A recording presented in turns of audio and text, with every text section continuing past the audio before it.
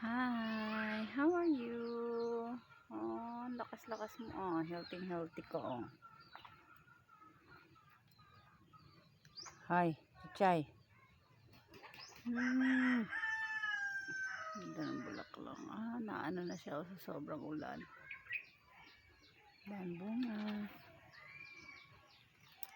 Sana lumaki na ikaw. Para meron na tayong nyug.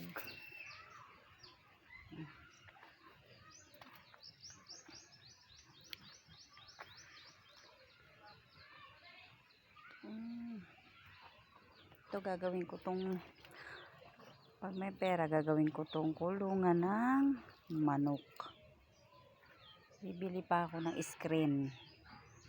Yung manok na pwedeng pang benta, pang ulam-ulam ba, pang benta. Yan, gagawin ko yan. Bigay ito ni Iban. Yan, mga halaman bago.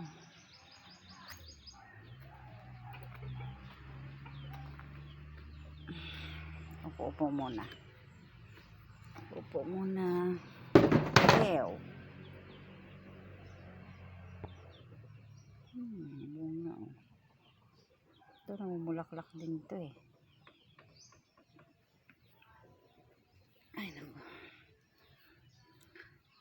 Nilagyan ko ng halaman doon para hindi makita yung CR namin. Chuchay, walang lakad. Hindi tayo aalis ngayon. Wala tayong pambili. Dapat maghalaman yung mga ano ba, mga bulaklak. Or mga kamatis, mga talong, ampalaya. Yan, masarap magtanim.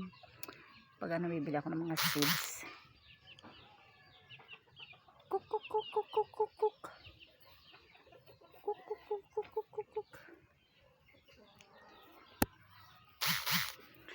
Ito bahay ni Ate Daisy. Diyan nakatira si Ate Daisy. Dito naman si Ariel. Doon, kuya niya. Dito naman sa kabila, yung bunso niya. Bunsong kapatid. Diba?